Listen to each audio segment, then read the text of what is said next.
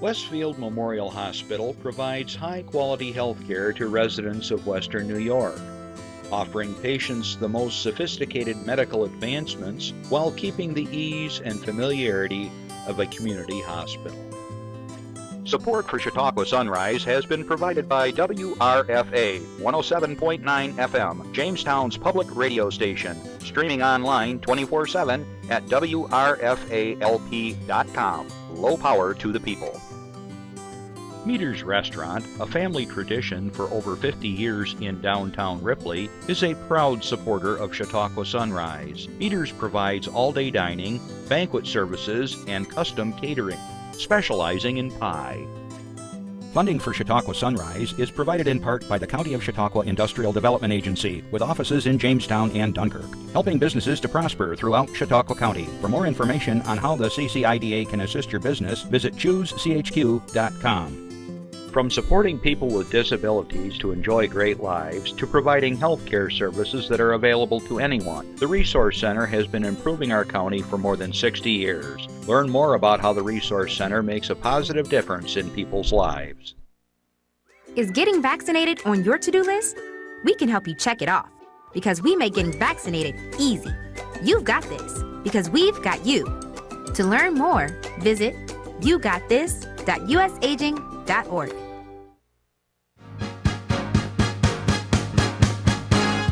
From the Access Chautauqua Studios in Mayville, it's Chautauqua Sunrise. Chautauqua Sunrise is hosted by Doc Hamels and supported by the award-winning volunteers at Access Chautauqua.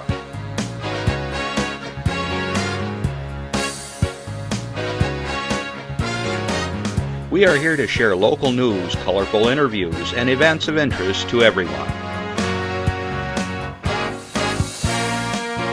Chautauqua Sunrise is broadcast live Saturday mornings each week from 9 to 10 a.m.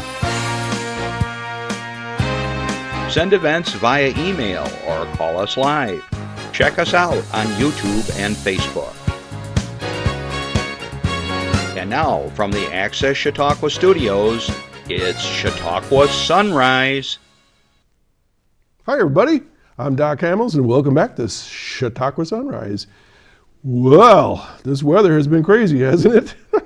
We had a little bit of spring yesterday, and we have a little bit of spring this morning, but please be aware that the roads are getting a little crazy out there.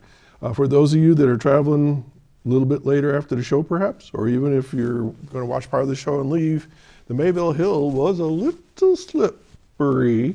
I came up in four-wheel drive and did a little fishtail coming up the hill. So please check your speed and take your time. Leave a little early if you have to. I heard from folks from Jamestown that it's about the same thing. Just take your time. And if you haven't been watching the news, you've been living under a rock, we are going to have some sub-zero weather in the next few days. So please check your animals, make sure you got your hoses disconnected, get gas in your vehicles, whatever it is. It's going to be a doozy for about 3 days, Monday, Tuesday, Wednesday, I'm hearing. And they were saying that we haven't had sub-zero weather in 6 years or something like that. So I guess the honeymoon's over. We're getting back to an old-fashioned winter here. And I guess there's supposed to be some possible lake effect on top of it all. So, forewarned. So, good morning to wherever you are listening to us. If you're streaming live, good morning. If you're watching us live on Spectrum 1301, good morning. If you are watching us anywhere in the world, good afternoon. Ukraine. We have to think about what time zones we're in. My cousins or friends over in Belgium and Holland or anywhere in Germany, good afternoon. Thanks for joining us. If you're out west, I know my brother, Bob, you better be watching over there in Phoenix. Good morning. I think you are at 7 o'clock in the morning. He's vacationing out that way somewhere. So we're happy to be covering wherever in the world. And also, good afternoon to all my listeners on WRFA 107.9, Low Power to the People in Jamestown, Tuesday at 1 o'clock. Thanks for listening. We are going to be talking about nutrition. We're going to be talking about food. We're going to talk about eating right and healthy. So stay tuned. My guests are anxiously awaiting to come on, and so we'll be getting to them in a little bit. Okay, so we got something going on this weekend. And it has nothing to do with the Bears. Bye-bye. It has nothing to do with the Vikings. It has nothing to do with the Dolphins. These guys have been riding me for years on their teams. So Sunday, the Bills. All right. Hopefully, and they're saying, I think they're favored by like all of 1 point. So we'll take 1 point. That's all it takes. Sunday should be a lot of fun, and I know a lot of people are getting together. So let's have some fun with it. 6:30, you believe. Thank you, Jeff, for the update on Sunday. As always, I always say, it's entertainment, one way or the other. Try to stay even. I remember back in the 90s, people went into total depression. It's not worth it, guys. Let's just have fun with it. And remember, it's entertainment. So go Bills, no matter what. All right, so hello, Ukraine. Hello, Kenya. If you're watching and across the rest of the world, we are happy that you can join us. Hope everybody's doing well, staying warm, and enjoying at least a little bit of the warmer weather. All right, we have some community announcements I want to get to. But before I do that, I want to remind you that this is a live show, and if you want to call in, have a question, a comment, something you want to do with your club or organization, call us at 716-753-5225.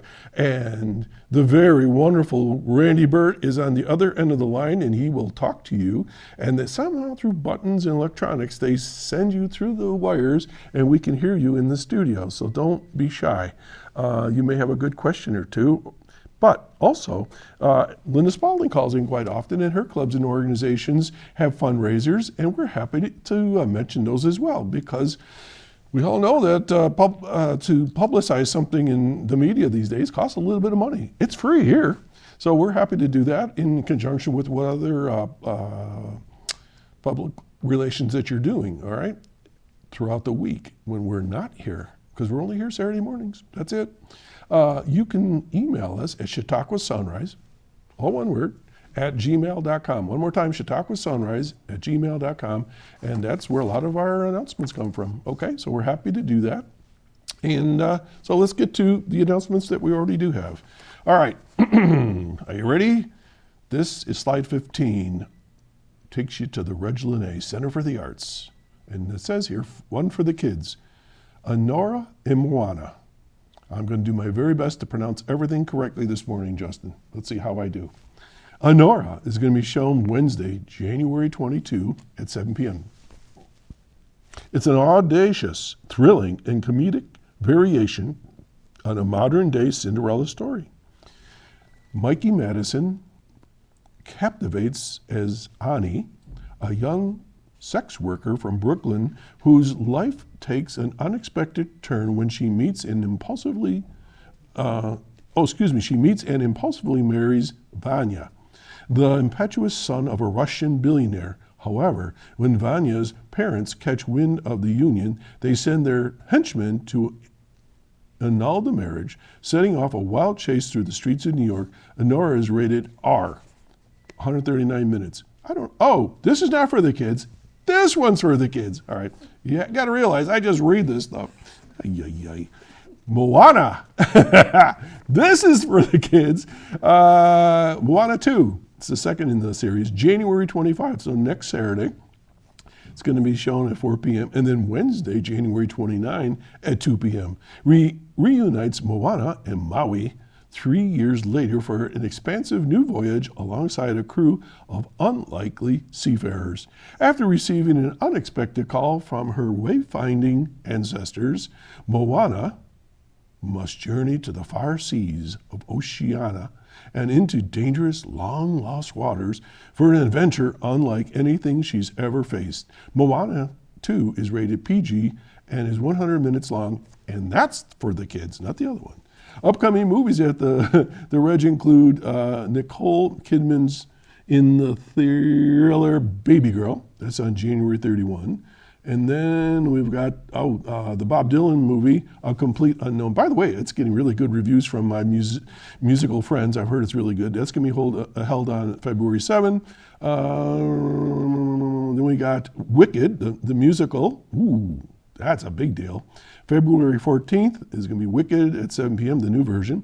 And then there's going to be 2 showings of Disney's Mufasa, The Lion King, and that's going to be held February 19th 2 p.m. and February 21 at 7 p.m. Those are coming up. So some pretty good shows.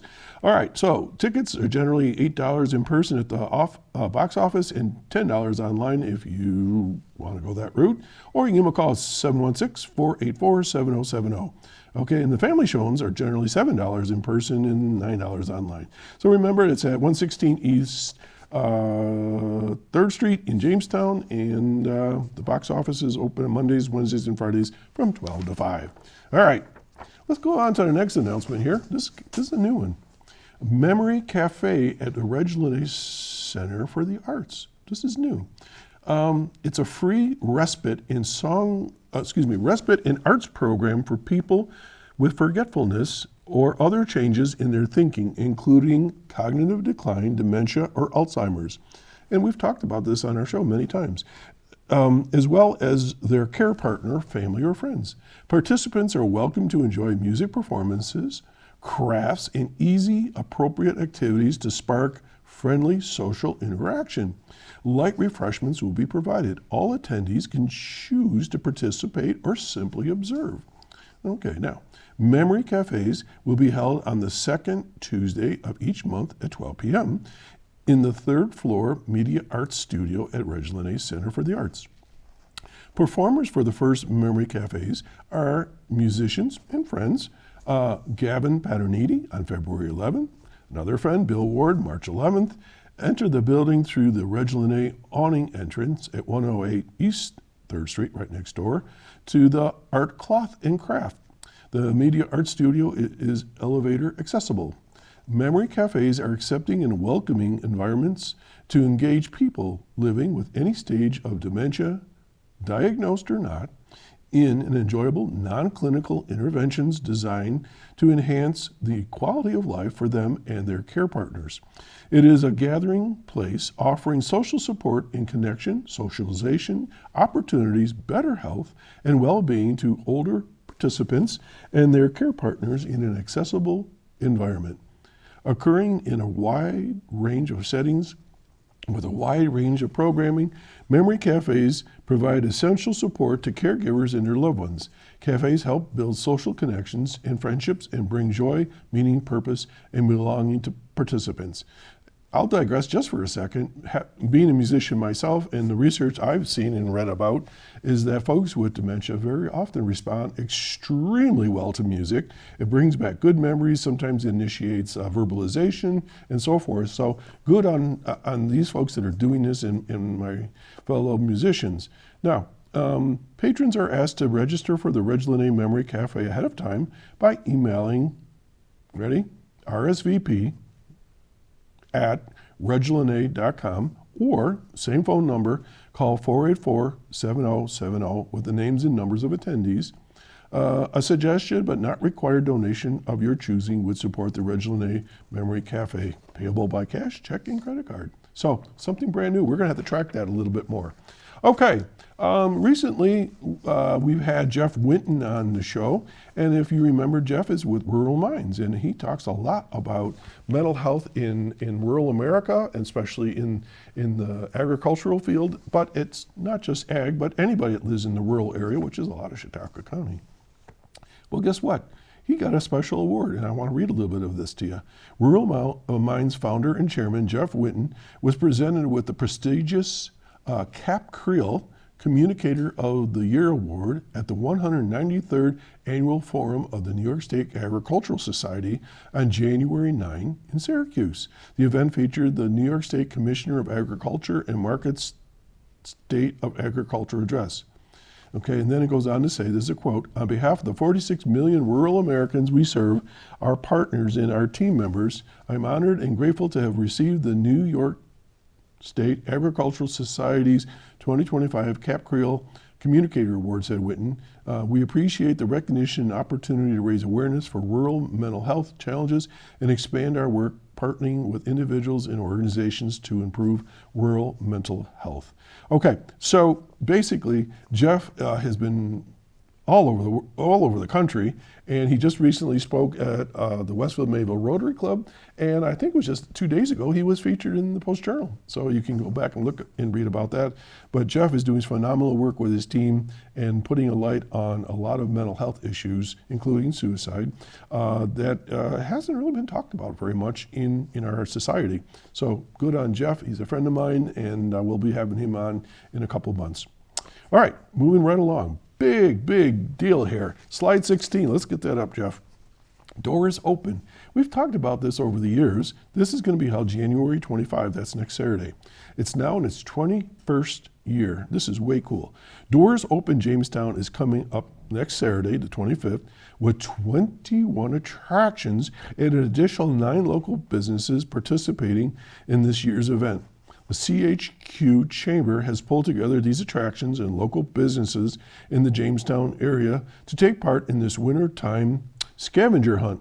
It's an opportunity for people who live in the region to experience what tourists see in the Jamestown area, featuring a wide variety of outstanding local museums and cultural institutions and some of our great hospitality businesses that normally draw tourists to our area. The attractions open their doors for free during what would otherwise be a very slow time of the year. So who's going to be involved? These organizations. The Audubon Community Nature Center, Chautauqua Sports Hall of Fame, Chautauqua Youth Symphony, CHQ Chamber and Visitor Information Center over on North Main Street. Whew, it's a long list. Here we go. Fenton History Center, Infinity Visual and Performing Arts, Jamestown Prendergast Library, Jamestown Jackals, Lucille M. Wright Air Museum, the Lucille Ball Desi Arnaz Museum. That one you got to contact them ahead of time for reservations. Lucille Ball Little Theater, the Martz Cole Observatory, Marvin Community House, the National Comedy Center. Another one you should be contacting them ahead of time for reservations to get in for timing and stuff. The Northwest Arena, Partridge Sheldon House, the Pearl City Clay House, Reg Lane Center, the Jackson H. Jackson Center. Did I say Robert H. I think I said it right. Robert H. Jackson Center. Roger Torrey Peterson Institute. The, Sukayana Berman Dance Group. And then these businesses are going to be open. Four Below, Haggie's Bar and Grill, Art Cloth and Craft, Biodome Project, Brazil Craft Beer and Wine Lounge, Brigida's Farmland Produce, Chautauqua Art Gallery, Hotspot Cafe with my good friend Hector Alverio, Labyrinth Press Company, and Wicked Warrens over on 3rd. So doors are open from 10 a.m. to 4 p.m. and that's really cool. So check it out. And then, let's see, we've got a couple more things. Slide 17, Jeff. The Chautauqua Safety Village, good friends of ours, invites you to a delicious night of food and fundraising. On February 8th from 5:30 to 7:30, they'll be holding a tasty soup cook-off and pie auction. Oh, someone say pie, that's my favorite word. The 2025 year brings an added challenge for the Safety Village as they did not receive a portion of vital funding. The loss directly impacts their fire safety classes. They are not only focusing efforts into fundraising events to offset costs, but also asking the community for additional aid in this unique year. Your support is vital. Come enjoy a tasty meal and help them keep our community safe. Every bite and bid makes a difference. If you cannot attend and would like to donate, you can go to Chautauqua Safety Village, all one word.com, and there's a note there to donate. Again, February 8th, 5:30 to 7:30. And then this note popped up about snowmobile stickers. We've never talked about this one before. I guess we hadn't had that much snow lately. With snowmobile season now in full swing, Chautauqua County's Department of Motor Vehicles, the DMV, is reminding all snowmobile enthusiasts to ensure their registrations are up to date. Proper registration is not only required by law, but also essential for assessing many of the groomed trails and enjoying a safe ride, seamless snowmobiling experiences. This past Saturday, or today, January 11th, the Mayville office is holding a special registration, offering extended hours from 8:15 to 11:45 and so forth. So without really going further, if you have questions, give them a call at 753-4229 and get your snowmobile registered. And I see people are out there already this morning with their snowmobiles. And last note, and I don't have all the information, but we announced last week the Winter Castle, the Ice Castle was canceled, and now I understand a group has gotten together and something's happening, and we'll give you all the information once we get all the details. We're going to take a little break. We'll be right back. Stay tuned. It's me, Artie. Come see what I collected from the Creative Galaxy in my idea box. Transform your world. Will you help me make art? Each one of our journeys keeps us. Before you throw it away, Hey, I have an idea. think outside the box. We'll never get older. Each one Go be amazing! Give your cardboard box another life. Recycle. Okay, we're back, and I want to welcome back to the show, who has been on before, Linnea Haskin, and a newbie, somebody brand new to our show, Molly Harvey, and they're both from the Cornell Extension out in Jamestown. And I'm so glad that you're here. You fought your way in from Jamestown, and we're going to be talking about nutrition and good food and all that good stuff. Linnea, you and I know each other from the Jamestown Farmers Market and the activities there. You were head of that for a while, and Yes. you had good sense to hire two really fine musicians. That was some time ago. It's been a few years, hasn't it? Yeah. We always loved having you guys come and perform. It just adds such a nice atmosphere to a farmer's market. So yeah, I ran the Jamestown Public Market for almost 8 years. That's amazing. That and then the mobile market program in the city. So where are you from originally? Well, you mentioned earlier Robert H. Jackson. I actually grew up in his boyhood home in Frewsburg. You lived in his house? I lived in his house. Really? Yeah, and there's a plaque out front and everything. In Frewsburg? So, yep.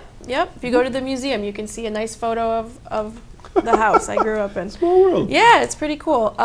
So yeah, I grew up in Frewsburg, lived in Chautauqua County my whole life. I went to school at SUNY Fredonia, and just over the years and with my career path, started in social work, and still kind of do some of that work, skill set with the community. And my real passion is food. Like to eat it, like to cook it, like to preserve it, and I'm very excited to always share with the community and educate on food access for all and how important that is. So, Okay. yeah. And we're going to dive down deeper into that whole topic. For sure. And Molly Harvey, Yes. welcome to the show. Thank you. And tell us a little bit about yourself. So I'm actually from Northeast. Well, I live in Northeast Pennsylvania. Okay. I So went. we're neighbors. Yeah, Ripley Northeast. Yeah. Love that. Love the Ripley Library. Shout out. I went to Gannon University, nutrition and human performance, and I have been in Jamestown with the current grant that I work with since 2016. Oh, so you've got some years in you. Yeah, Well, good. yeah. So I told you that I contacted you, Molly, because I had heard rave reviews about what you were doing at the Ripley Library. Now, a lot of people say, what are you talking about the library? Libraries are not the libraries that we all grew up. You know, the librarian with the horn-rimmed glasses and the bun hair with the pen sticking through their bun and, and the high heels sticking. Be quiet over there. That's the way it was when I grew up in Buffalo. And it's really, I think of them more as community centers. Exactly, yeah. And I think Ripley has proven that, the things that they're doing there. So let's just start in broad strokes about each of you, how you're involved with your programs and what your programs are, and then we'll go deeper. How's that? So Linnea, let's start with you. What's your title now these days? Well, I've been with Cornell for a year now, and my title is Community Food System Educator. And it's kind of a newish role for Cornell, and the goal is for me to get out into the community, educate on what a food system is, specifically our local food system within the county and the region. And so I work with farmers, I work with food pantry managers in the libraries, and farmers markets. I kind of touch it all. The big program that I've been managing over the last year, and it starts back up again in March, is the New York Food for New York Families initiative. So that is a federally funded program that is run through New York State Ag and Markets. And basically what we do is we get funding to purchase locally grown, raised, and produced goods and food, and we distribute it to the community at no cost, no questions asked. So whoa. Yeah. You buy food We from buy local producers. Yep. And then you give it away for nothing. And we give it away for nothing. And is it a federal program? It is, yeah. So it's fantastic because the farmers get paid what they deserve to get paid, covers their costs and helps them make a profit.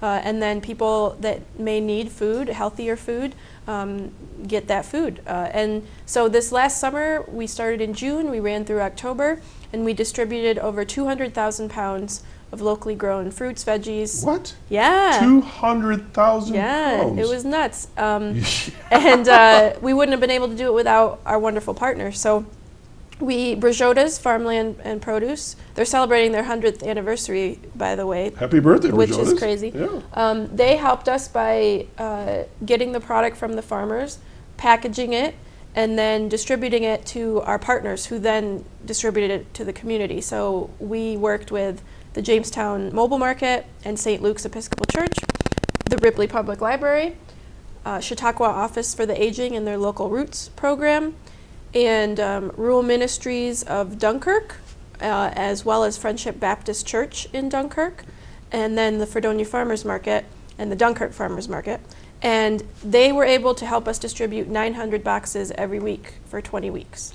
Okay, I have a story. Yeah, please. Okay, so here's the deal. So I'm on the board of directors at the Ripley Library. Oh, And for awesome. whatever reason, I happened to be there one day, Mm-hmm. and this husky guy has his cart, and he's hauling all these white boxes. Yep.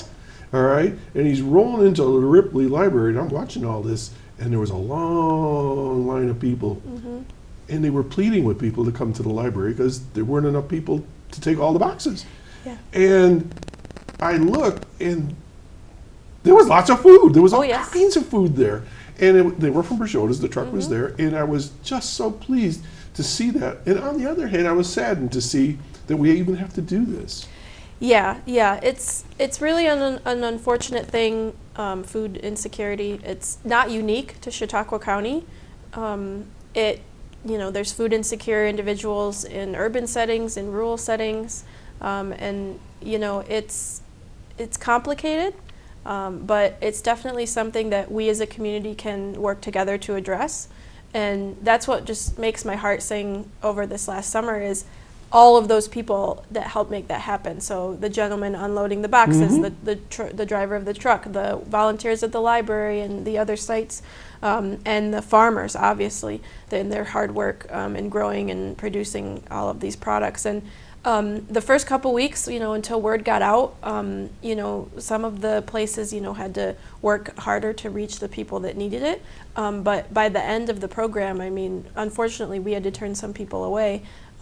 And that just illustrates the high need in the county. You said 900 boxes a week. Yes. So let's just say that was a family of 4, just for the fun Yeah. statistic. You're talking almost 4,000 people you were serving. Yeah.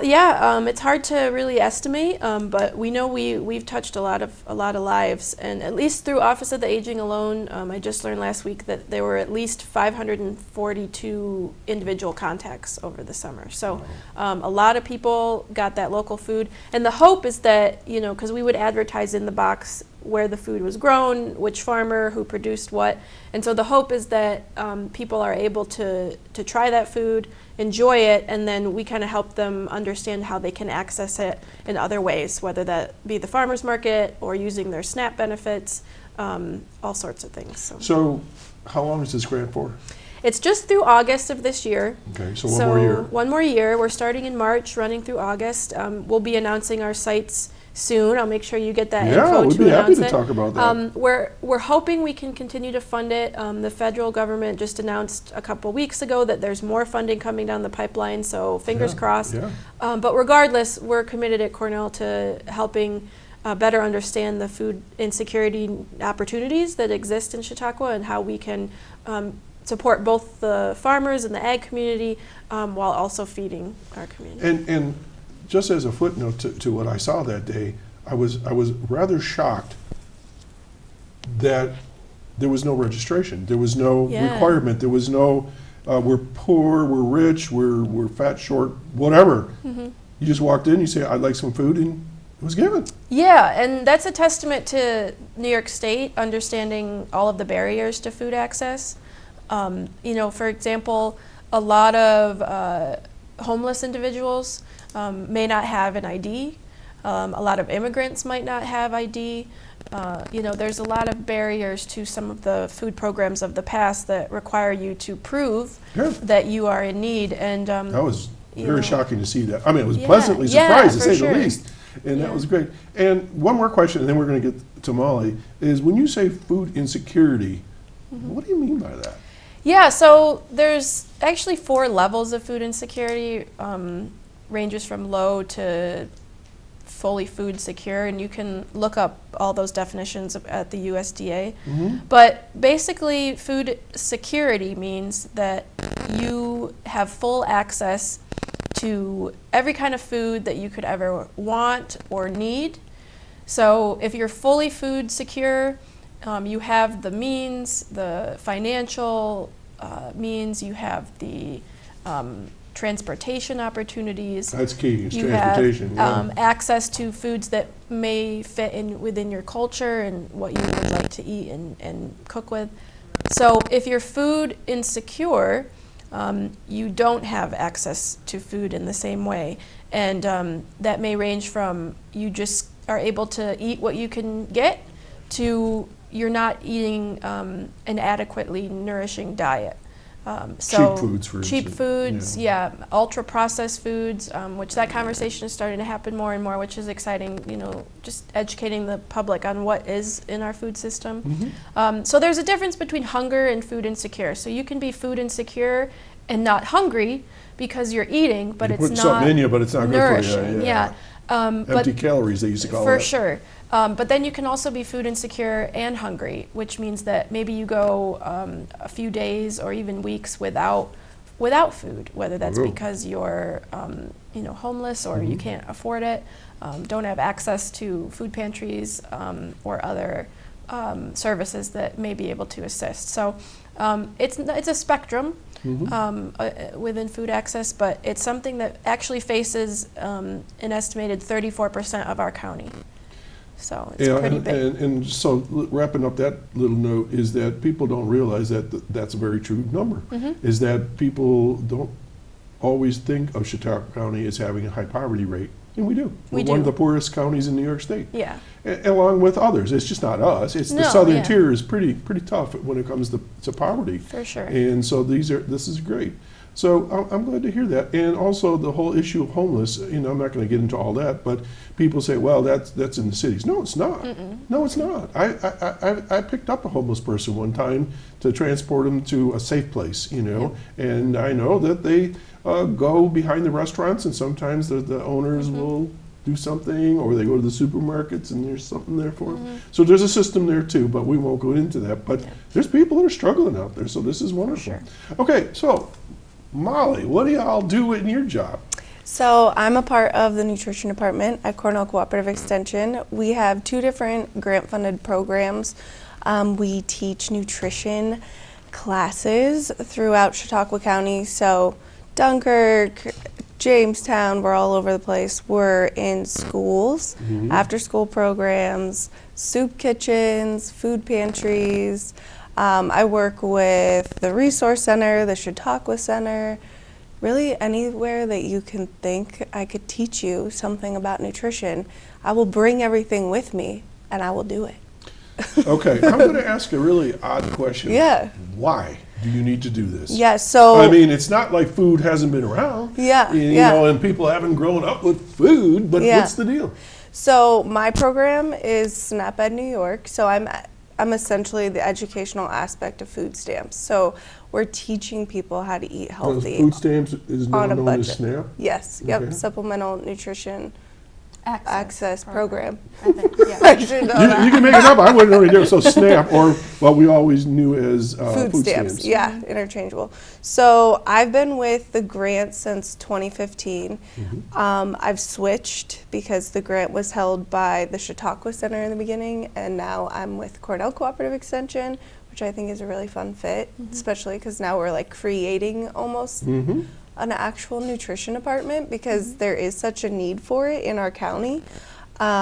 We have there's two other educators with me, Mary and Wendy, and it's so fun. Okay, but let's get to the heart of the question. Yeah. Why do we need people to teach people how to have good nutrition? Don't we teach that in school? So to that point, when it comes to the actual nitty-gritty of it, there comes a lot of like the ultra processed foods. So we're like teaching you the My Plate. Do you remember the food pyramid? So now, have you ever heard of the My Plate? So the My Plate. Chocolate on this side. I know what you're talking about. Yeah. You divide it, what, in 4 or something like that? Yeah. So it's just really like going into the schools, especially because the teachers do have all of the different curriculums and stuff, but like I think it's a different idea when we come in because we literally are bringing food with us and we're teaching. It's hands-on. We're with the kids. We have knife safety skills. We do all of the exercise. I think it's a different thing than like the teachers teaching it. Right, the teachers are teaching more of the theoretical background, and you know, if you eat this food, this will help you out, and carbs do that. You know, they're the building blocks of blah blah blah blah, you know, that stuff. Where you come in obviously with hands-on. Yeah, we're really hands-on, and we're in all of the libraries, community centers. So it's a different beast. Molly makes it fun. Yeah, and you know, getting back to schools, and having been in education for a million years, we don't always have the time or the resources to do that. I mean, we don't have, you know, like a little stove or kitchen or set up in our classrooms to do that stuff. So that's way cool. Yeah. So what have we all ended up at? Fast food, or what's the key here? What are you trying to get across? So I think like especially in Chautauqua County, because our programs are they're based on demographics of the area. So we are in lower income. The schools need to be 50% or more higher of free or reduced lunch. That's increasing over time. Exactly, yes. Yeah. So, I mean, it's obviously an issue that food, just like Linnea said, insecurity. So the programs really come together well. Yeah, Molly is famous across Chautauqua County. She is. That's why she's here. Yeah, whenever I go out into the community, because people associate Molly and I together because we've worked together for a long time. She would come to the farmers market and the mobile market when I ran those programs and do demos, and people like to see me, but the first thing that I get often is, where's Molly? It's only because I'm making food. So like with the mobile market, we had like an awesome partnership, and I still do with the mobile market, is kind of based off of what the food box has. I would make that recipe or create a recipe that I could make right there, cut everything up. So then people are actually like trying these foods that maybe they wouldn't be so willing or not even had access to before. So it's fun. A question's popped up. I get texts throughout the show very often. Number one is, how'd you learn to do all this? Did you get special training? Were you raised that way, or how? So my mom was she's a huge influence when it comes to my nutrition, but I have a bachelor's degree in nutrition and human performance. So you sit around college cooking every day, or like what? Yeah, I wish I did. I'm not trying to be smart here, but I mean, actually, it's like, how do you learn all this stuff? I wish I did. So I'm glad that I've been in my position for as long as I have, because it really has been like trial and error, and I was lucky enough to have awesome colleagues when I first started that really were able to kind of guide me and not make me look silly. So there was a second comment that came up, and I've been holding on to it a bit, is how do you deal with folks when you're trying to teach them good nutrition? They don't want a handout. They don't want any, I'm fine, I'm not poor, I don't need this food. I mean, how do you deal with that kind of a thing? Yeah, so when we're looking to do programming, we really are targeting the communities like Prendergast Library, areas that there are a lot of people that are walking. We're food pantries. I'll go to the food pantries and help kind of walk them through, like, because hey, maybe you want to grab some beans? We can make this with that.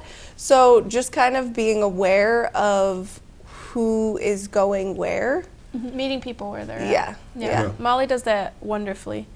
And, you know, to the point where I don't think there's a lot of people that are resistant to what Molly's doing because, one, who doesn't want to eat a free sample of delicious food? But two, she makes it fun and she makes it a very respectful and compassionate environment. She treats everyone the same, no matter their income or, you know, their background, which is so essential for community programs. But we do see a lot of hesitancy with the community in accessing resources that are available to them. And it's very understandable. It's hard to ask for help, and often it's hard to accept that help, especially if you are food insecure or lower income, because there's this unfortunate stigma in our society that if you are food insecure or you're quote unquote poor, it must be something that you've done to get you there, which is just not true. And so, you know, we're always trying at Cornell to just treat people with respect, meet them where they're at, not force anything upon them. But the other exciting thing is, like, I didn't realize even growing up in Chautauqua, because, you know, I grew up on my grandfather's, like, cattle farm. You know, I was very aware of the ag community, but I was shocked once we started going into some areas of Jamestown in particular, how many people have never been on a farm, how many children have never seen a cow, how many families have never eaten a tomato or an apple, or knew that there was so many varieties of fruits and vegetables. So exposing people to new things is always really exciting, and people are always very open to that. How do you handle ethnic types of food? I mean, Chautauqua County basically is like 2 or 3 ethnic groups. You know, you got Swedish, you got Sicilian or Italian, and you got Irish or German or whatever, you know, and everything in between. But how do you, how do you approach that? I will say with SNAP, with my program, it's awesome to see our recipe log now, because there's so much, it's so different than just like the normal, like, eat the healthy fruits and vegetables. Now there's like, I'm learning new things, new recipes that I've never heard of. So it's really nice that they're putting that within our program, because and that is that's something new that we have not done yet. So I'm excited. It's exciting to learn. I mean, there's fruits and vegetables that grow in other parts of the world that we have no idea about, that are delicious and nutritious, and you know, with Chautauqua County, we are starting to see an influx of more and more cultural groups and ethnicities, and being aware of someone's cultural needs. So, like, one of the projects that I'm doing is working with the food pantries in Chautauqua County. So we've collaborated with the Chautauqua Health Network to start this food pantry network, and better understand the types of individuals that are visiting the food pantry, and surveying the types of food that are on the shelves. And so it's not only just about the culture and ethnicity, like, you know, are there kosher foods available? Are there halal foods available? Are there certain fruits and vegetables, like, for example, plantains, that are very common in more Hispanic communities? But also this idea of understanding more of a culture of socioeconomic status. So like, a lot of people who are lower income might not have a can opener at home. They might not have a stove that's working properly. So understanding that, you know, we guide people, you know, donate products that are easier to open. And then Molly does a lot of raw prep recipes. So really all you need is a bowl and a knife, which is also really cool because it's super accessible. Okay, true confessions. On any given night at my house, I might be watching Beat Bobby Flay or Chopped. Yes. Yeah, we love that. They're fun. At my house, my wife isn't a real picky eater, but she's not really adventuresome like me. I try anything at least once. And so like I look in the refrigerator going, what can I create out of all this? You know, it's like open the box up. So, and then sometimes she goes, oh.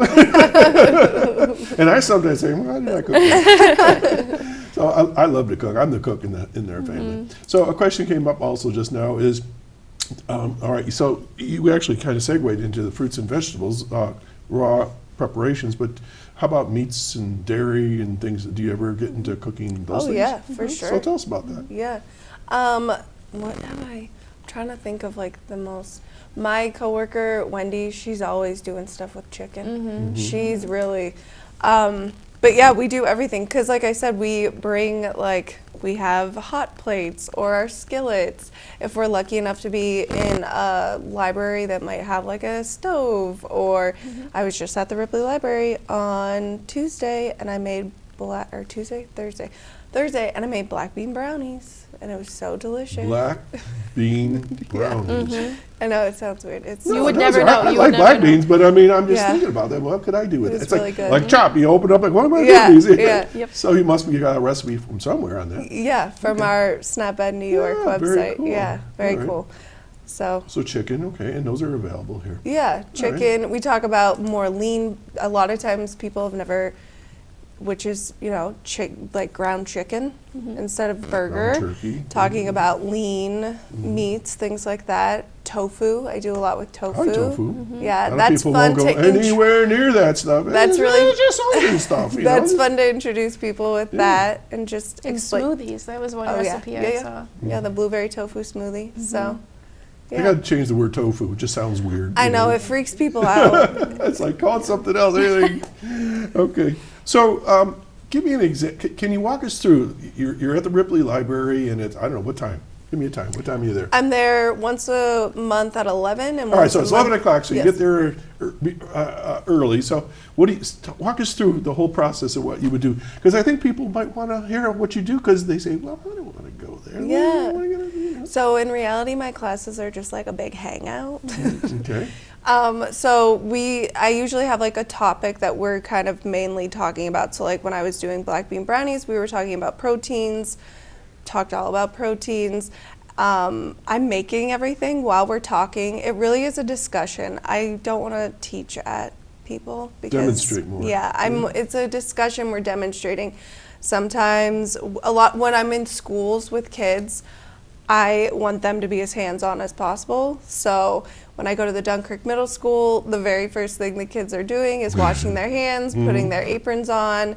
I usually always do like a knife safety class in the beginning of when I start the series, and it's so fun. And the kids I'm walking around dropping stuff for them to cut. Very cool. We're throwing things together. Maybe we have to use the oven. Maybe we have to use the stove.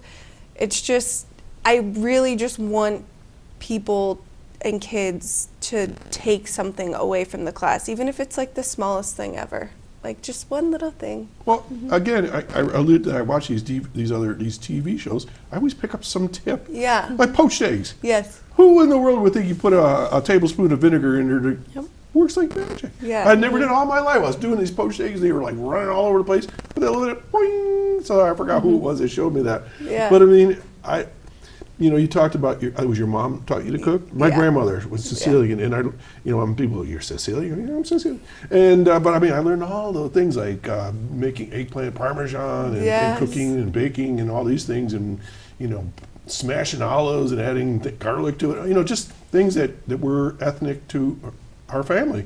Yeah. And even to this day, it's like at Thanksgiving, the big families around and all the ladies want to come in and help me. I go, get out of my kitchen. And we have an island, so it's like the large group room. But I could cook right this minute. I love cooking. But, Yeah. But and it's funny because people always put that gender thing. Well, that's a woman's world. It's anybody's. And I encourage guys out there, if you haven't cooked, I know guys that say, well, I boil water. Come on. There's so much good stuff you can do out there. And black beans, I make an awesome black bean burger. Ooh, I love a black bean burger. Like that one. We love varying our proteins. My grandson was over from Florida one day. He said he was a vegetarian. I said, good news. I said, Everybody else is going to have hamburgers. You and I are going to have black bean burgers. And I said, what do you think? He goes, these are awesome. Yeah.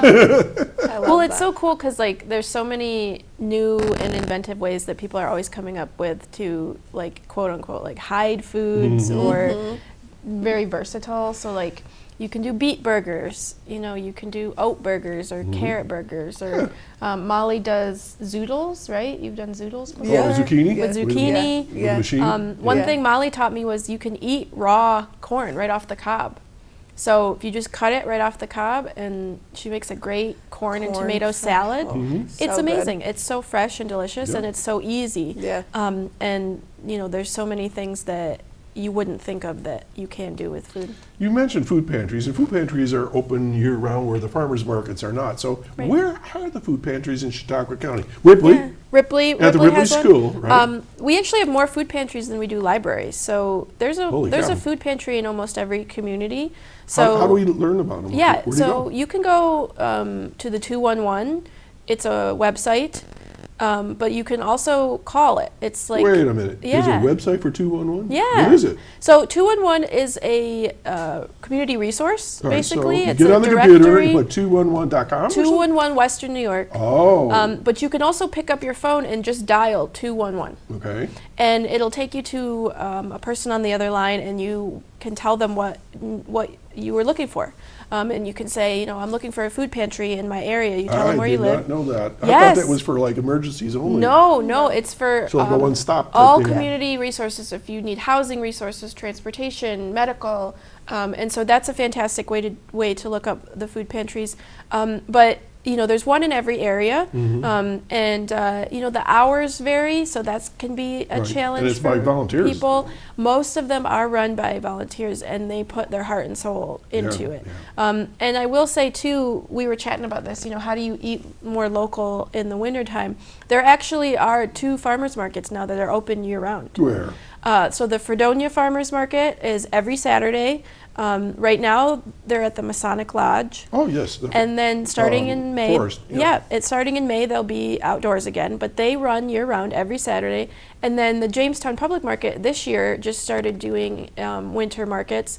There's actually one today at St. Luke's Episcopal Church from 9 to 1. And it's all of the same farmers that are there in the summer. Okay. And so more and more of the community and the ag community is starting to grow year-round and starting to offer that year-round. And you can spend your SNAP at any of those markets as well. So. Okay, hang on. Jeff is giving me a question. What, Jeff? Okay, so what are the things that are available from the farmers markets? Like what, potatoes? Yeah, so a lot of root veggies, potatoes. Hydroponic, a lot of. Hydroponic. That's So like potatoes, beets, parsnips, carrots. Lettuce? So a lot of hydroponics, and you can actually grow greens in the winter. You can grow them outdoors in the winter. So a lot of lettuces, Asian greens, bok choy, kale, Swiss chard. And then of course there's so many farmers that have meats, cheeses, breads. There's still apples available because they store really well. Sure. Eggs, wine, grape juice. I pretty much buy all of the fruits and vegetables that I eat for the week at the farmer's market all year round. Okay, so that's the farmer's market, and that's, I got money, I buy the stuff. Can you SNAP there? Yes. So talk to me about that. How's that work? Yeah, so you can use SNAP at most of the farmers markets in the county. Jamestown and Fredonia, you can, you go up to, there will be like an information table that the manager's usually at, or volunteers, and you say, I'd like to use my SNAP. And they have a machine, just like a credit card machine. They run your card, they ask you how much, and then they give you tokens that represent a dollar bill. So let's say you want $10 off your SNAP card, you'll get 10 tokens. Oh, that's a good idea. And you can use them for any food like you would in the grocery store that you could use your SNAP on. And then the cool thing about Jamestown and Fredonia, Dunkirk in the summer as well, you can double your SNAP. So for every dollar you spend off your SNAP card, you get $1 for free, and that's funded through New York State's Fresh Connect program, or Double Up Food Bucks, which is a private nonprofit out of Buffalo. And it's amazing. So if you take $10 off your SNAP card, you actually get $20 to spend at the market. Wow. And that goes right into the farmer's pockets. It's not going to Walmart. So at the end of the day, they take their tokens that the farmer Yep. received and get their money. And they get a check, yep. Okay, Molly, can you speak to the food pantries as far as paperwork and things like that? Because I know you have to be eligible, I think, for that. Or how's that work? Yeah, so it's based off of your income, the DSS you get. That's what they always ask for. Yeah, so you get She's a pro at this because she worked at the Salvation Army food pantry in Dunkirk. Yeah. So there's an income level.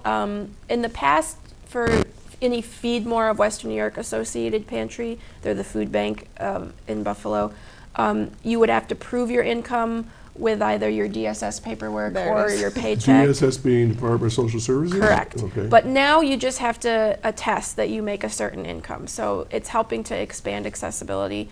You usually do have to show an ID. Yeah, but photo ID. one time.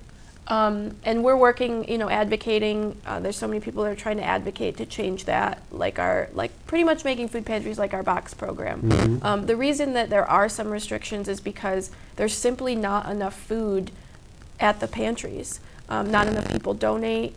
So you want to hit the ones that need it the most. Correct. Okay. And so there are some eligibility requirements. What I always tell people is call ahead if you can, and ask, what do I need to bring? But most pantries will work with you if you don't have any documentation because they don't want to see people go without. But we are always advocating to increase that access and make it easier for people to get what they need. All right, going back to the earlier question about, I'm embarrassed. Yeah. I know that people go to the food pantries all the time, and I think if you're hungry, you make the choice, get up there and what kind of things do they get at the food pantries? I mean, I know it varies, but like what? You know that. There's all kinds of stuff. So one of the big food pantries that I work with is the Salvation Army food pantry in Jamestown. So it is a Feed More site. So they do that. It's a really big one. So they do have a lot of canned fruits and veggies, but a really awesome collaboration was with the Jamestown Public Market and Mobile Market. Is they will take the excess fruits and veggies to the Salvation Army, so there is fresh. They work with the Target, Wegmans, Tops. Get like the prepackaged salads, anything that Wegmans, can't sell. Yeah, so I mean, they aren't necessarily able to purchase fresh produce, but there's so many great partnerships that there is a lot of times fresh produce, which is amazing, so that they have access to that. But they do have all of the canned items, and it's really cool because they are aware and they pay attention to it. Like the canned veggies are low sodium or no salt added. The fruit is packed in the fruit juice. So there are great things that you can still get at the food pantry, because I think a lot of times there's like a stigma to that also. But they're getting frozen meats, breads, lots of bread, cereals, oatmeal. And really what I tell people who want to donate, so many people are like, I'm going to empty out my cabinet and give them my old cans.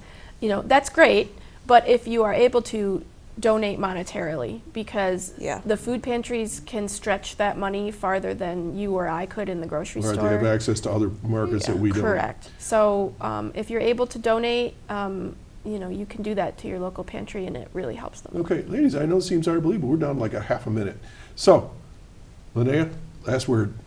Yeah, follow us on Facebook, Cornell Cooperative Extension of Chautauqua County. We're not necessarily the university, we're an extension. And so we take their best practices and learn from them all the time. But follow us on Facebook and you can see all the great stuff we're doing with the nutrition department, but also 4-H. We do egg support for farmers. Our Master Gardener program, which I love. Yeah, there's so much to do. So, and then again in March, our New York Food for New York Families program starts, and then Molly's out there all the time. Yeah. Okay. Well, thank you, ladies, for joining us this morning. And as we said, keep sending us stuff, announcements when different things are, maybe even listing of some of the food pantries we can put in our community calendar and things of this nature. So we're here to help. Thank you so All right, much. well, folks, we're going to wrap it up today. Remember the bills. Remember, there are food pantries. There are really cool places you can get good, nutritious local foods. So check out the Cornell Cooperative Extension on Facebook.